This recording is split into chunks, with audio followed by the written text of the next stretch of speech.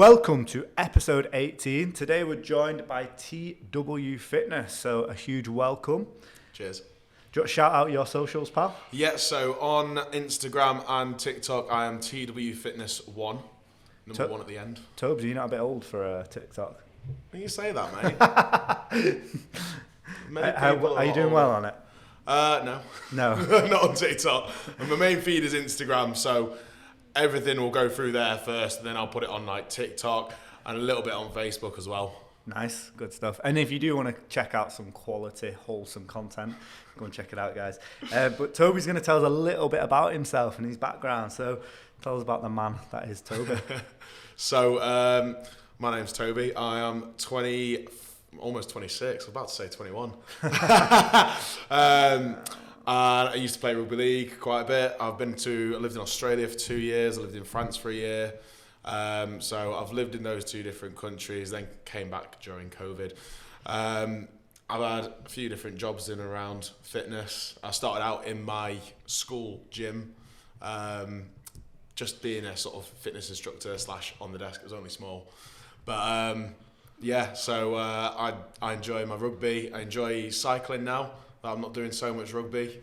And Nice. It's very interesting. Lots of questions from there. So why did you choose France and Australia, I presume, for Rugby League? Yes, for Rugby League indeed. So I first flew to Australia in my second year of uni. I never completed university.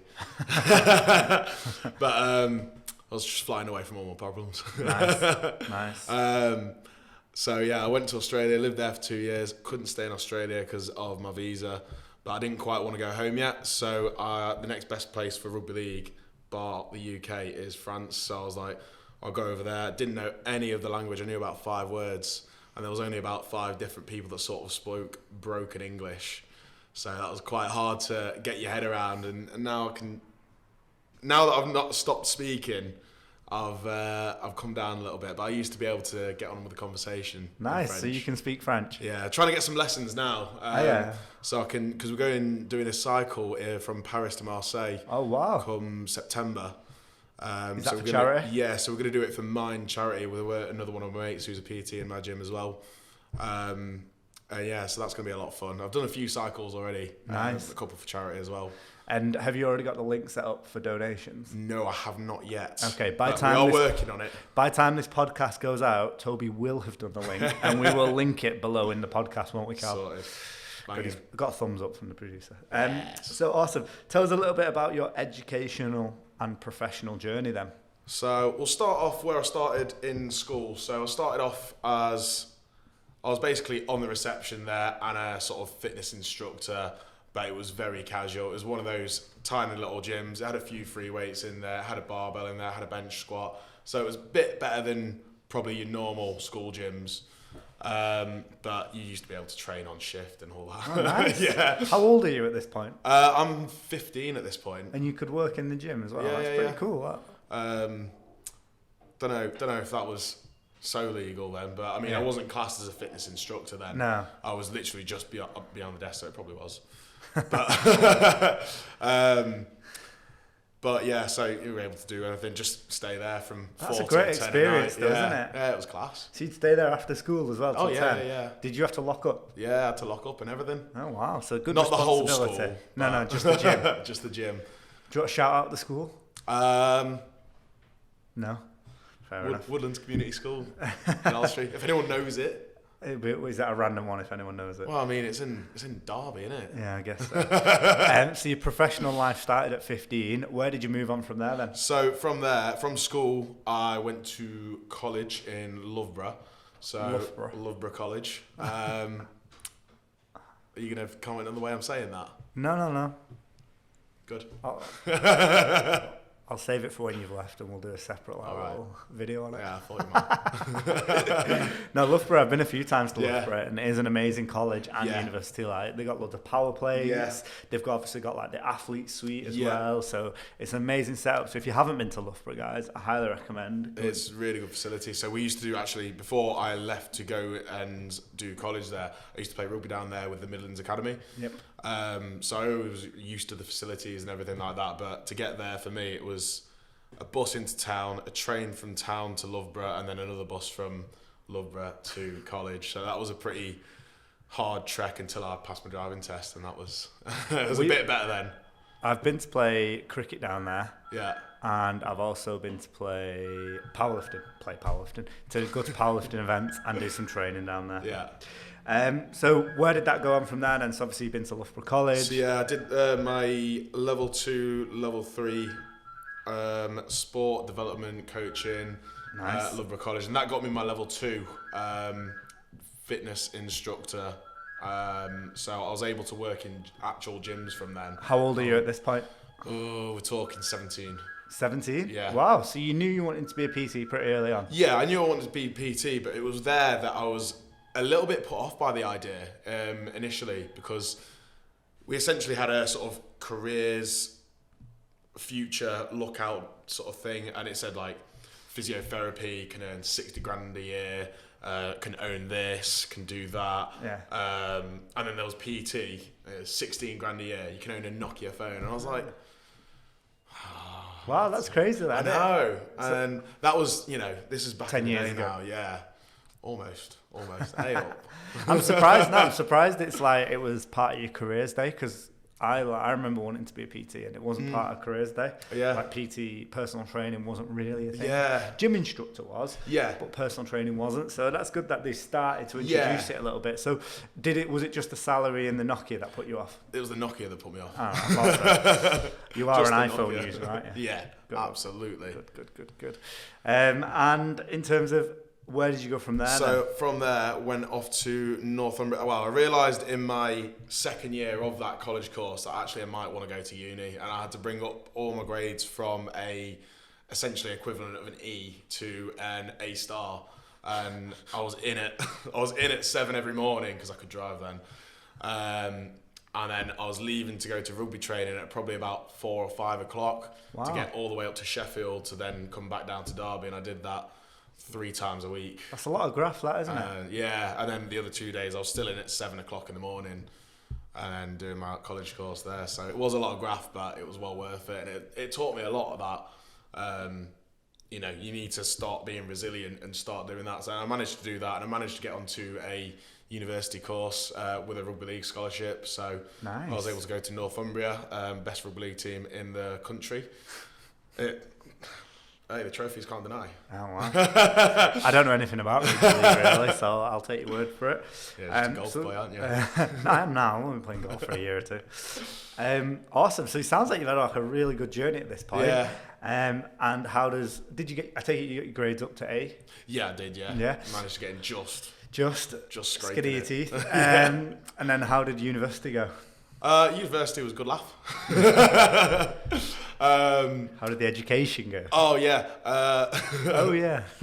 Yeah, it was all right. I was doing sports development there, so I was concentrating on the course, but I was concentrating on rugby more and going out a lot more than I was anything else, really, to be honest.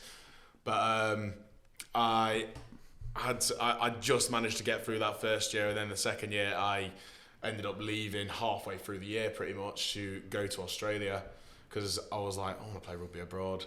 And then I got in touch with an agent.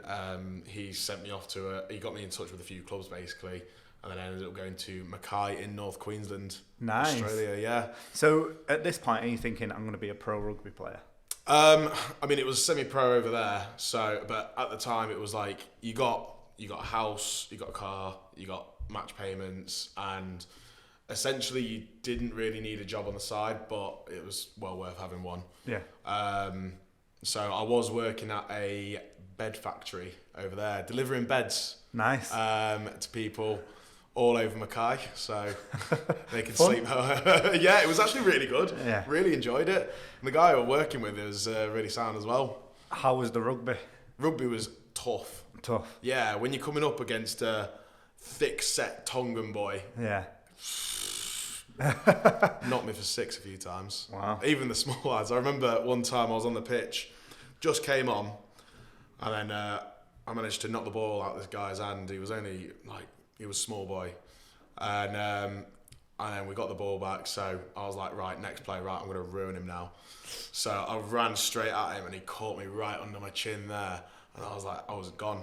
out. Concussed? Yeah, Wow. gone. And I was on the floor. I don't know how long I was on the floor, but I was there for a little bit. And my mates were talking to me. I didn't remember any of it. So is there a plan at this point, or are you literally just kind of seeing how it goes? Yeah, I'm just living life right now. So I was just, out in Australia, having fun.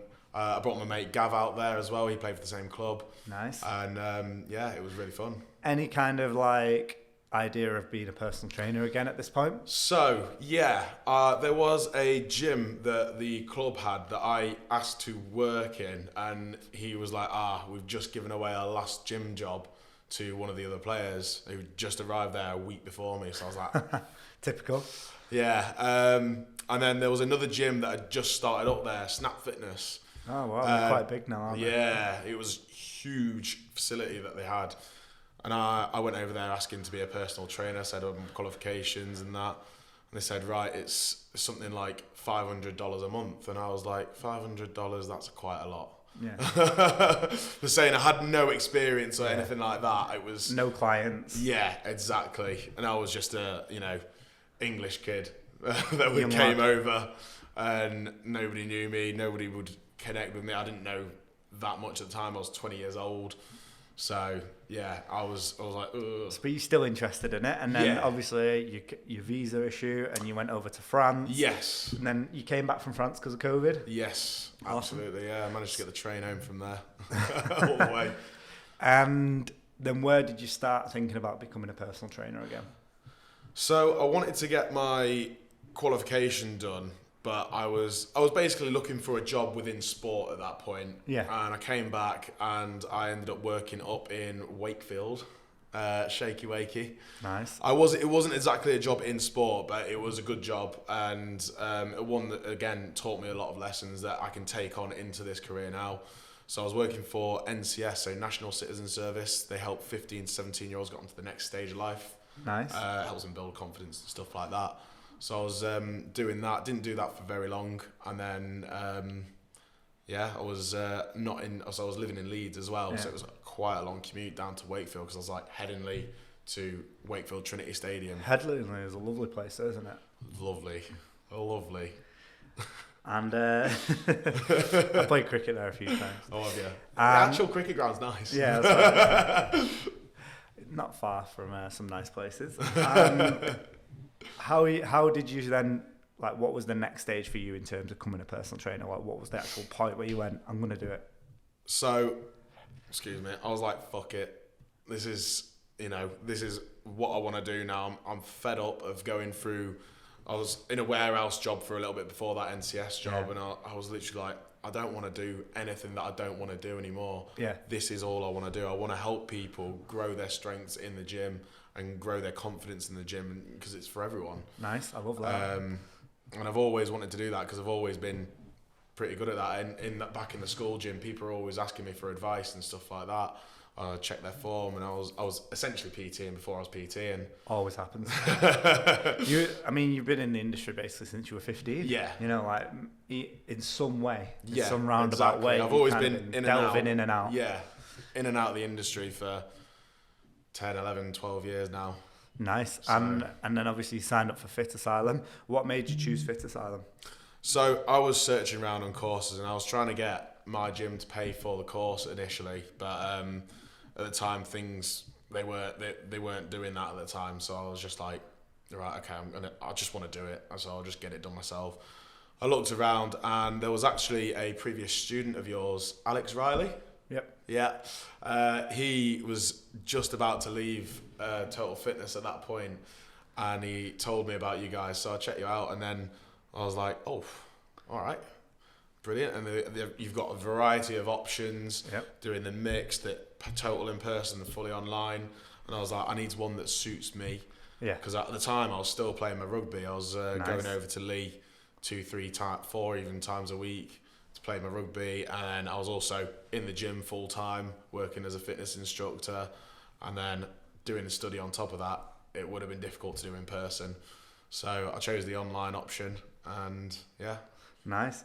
And how did you find the course in general? Mate, it was unbelievable. It was unbelievable. Jazz was my lecturer in there. She helped me every single time that I needed it. And sometimes it would literally just be me and her having like a one-to-one about this, that, the next. She was like, "You've got any other issues? Always help me along the way." And give me the best advice that, you know. Jasmine is amazing. Yeah, and thank you for Big that up, as well, pal. How did you find starting out as a PT then? Starting out as a PT, so I went on to employed personal trainer model at Total Fitness. So, but just before that, like, was you trying like were you trying to find jobs on your own? So I went to a place called Tribe. That was pretty much the same time as EPT model came out, and I was teaching classes there. There was no actual PT in there. A lot of people mistake it for having PT there and PT here, but it was just teaching classes, and I loved it there. I first discovered them over in Leeds. Yeah. And I recognised them. They had 2 in Manchester at the time. Nice. So I was like, I'll ask at both of them, and one came through in the end. Nice. Tribe Deansgate, big up. And yeah, it was. I just loved it there. I still do love it there, and I've made amazing friends there, and the people are just unreal. So I still go back there. I still got a membership. Oh, no, that's really good endorsement for future PTs. You know, create relationships. Yeah. You know, in the future they might open up PT slots. You might go back there for anything else you need to do. If you wanted to run your own classes, you might even do workshops from there. All sorts of crazy 100%. Opportunities are available. And then obviously you've mentioned EPT. Yes. Will you explain to people what EPT is who don't know? So employed personal trainer it stands for, which means you are employed by the company and all your clients will pay the company, and then you get the cut of what they pay you. And it's a lot of people have mixed opinions about it, because they're saying a lot of very good self-employed personal trainers will say it's not the right way because they're earning a lot of money in comparison. Pounds. Yeah. But also I think it is a really good way to start out, because you've still got that valuable income that you need. 100%. When you've got bills going out, I think it's a really good way of starting. Yeah. Like, that wasn't available when I first started. Yeah. And I think the way that they do it, where they lower your hours each month, is fantastic. And then your rent slowly increases. Yeah. I think it's a really good way of getting people into the industry, because 9 out of 10 PTs do fail. And I think that is a great model to help less PTs fail. It's going to help people get into the industry. They can pay bills. They're not going in on the first month going £500, £600, £700 rent, and then you've got, you know, you're already minus 700 quid. Yeah. So it's pretty crazy. I think it's a really good model. So how did you find the model? So yeah, I found the model really good. I was starting out with no clients at 25 hours. Well, I did actually the previous month. I went down to 32 hours to do sort of like a hybrid, but they start the actual EPT at 25 hours. So I dropped down my fitness coach hours first, and then tried to get a few clients within that sort of 8 hours that I've got extra. And then they dropped me down to 25, 20, 15, 10. Which is perfect, because you're getting more clients at this point, aren't you? So it balances it out really well. And I remember my first client that I got was literally a guy that picked up a leaflet on reception. I was just waiting around there, and he was like, "What's this?" So I was like, "Oh, you get four sessions for the price of 3." And he was like, "So what do I get?" So then I had to go sell mode. How excited were you when you got your first client? I was buzzing, mate. Honestly. Did you celebrate? I still am every single time. I still am, and I'm like, yes. Yes, new client. Yeah, it is a good feeling that it's when you amazing. get a new client. It's always do a little celebration. Do you have like a ritual that you do if you get a new client? Do you have like treat yourself to an extra coffee or something? Nah. You have to start one, Tobes. Start like a little ritual every time you get a new client. Yeah, you know what? Maybe like, I can't take myself out for a meal every time though. No, that's too much. Too bougie. Yeah. Maybe like I said, a coffee or a protein bar, or a pair of trainers. Coffee's and everything. Hang on, pair of trainers is more than a meal. I guess so. How much you spending your trainers like? A lot. So what would you say your biggest success as a PT has been then? There's too many. There's love too that. many. Love the positivity. The one that does spring to mind is there was a lady that I was training, and she didn't know that much about. She asked me to send her a list of protein foods, for example. So I was like, right, okay, brilliant. I'll send her that.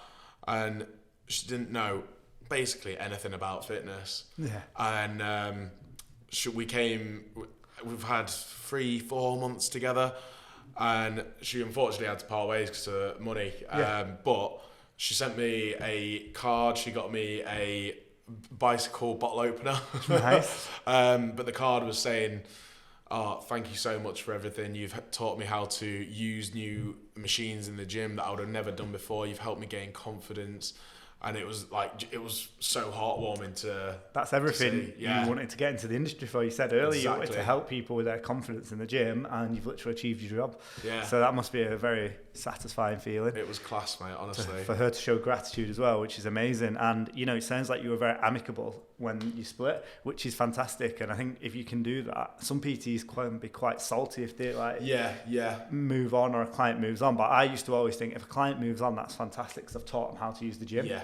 And also a lot of PTs will overcomplicate personal training and they'll actually make it really difficult for clients. Yeah. Where you make it really simple, don't you? I know I've seen your social media, and obviously it sounds like what this client's saying is you made it simple, easy for her to use the gym. She's confident, and if that was the goal, then you've achieved it. You know, you've got the outcome that was desired. Because I mean, a lot of personal trainers and even clients as well mistake what personal training is. Yes. And they always think, I'm going to get absolutely beasted here, but it's it's not about that. No, it's bespoke. It's tailored for you, and that's why, you know, if you're struggling to get into the gym, then you don't need to come in and just get yourself a few sessions in first. Why wouldn't you get someone that's an expert in that field already to help you boost your way onto getting in further and further and further and gaining more knowledge and learning more each and every day? Like, you've got them at the end of your phone at the end of the day, so it's not just that 1 hour a week. You can ask them anything. So yeah, I guess it's so the client doesn't overthink it. Exactly. What is the most important thing to be a successful PT in your your mind? To care. To care? Wow, Yeah, love that one. to care, and actually, you got to actually give a fuck about what people want, and you can't just go in with the mindset of, I want to do this. It's, what can I help them with?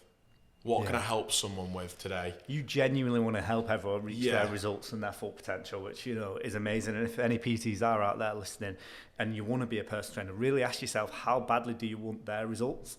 How bad do you want your client's results? Because a lot of the time, PTs do want it more than the client, and it's always a funny little relationship, that, because I know I used to get frustrated if the client wasn't working as hard as I kind of expected or wanted them to.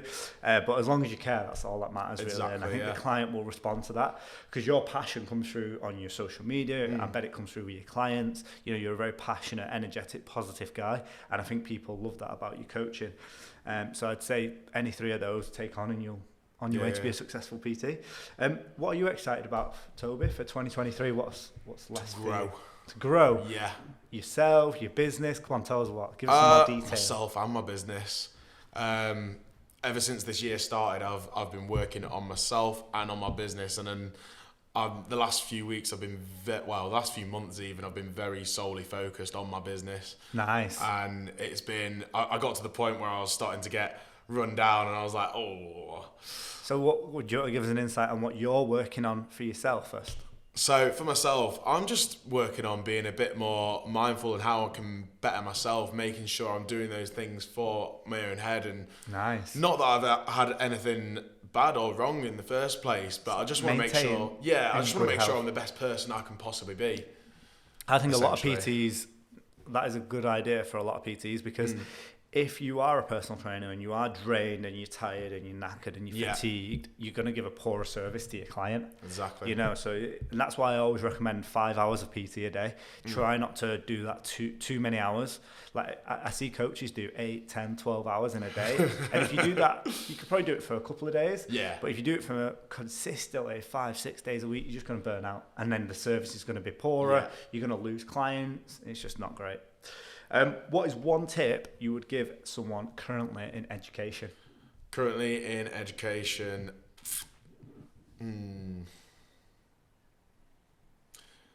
don't stop working on yourself. Don't stop working after you've finished a course. You can't just think, I'm a PT now, let's go. Nice.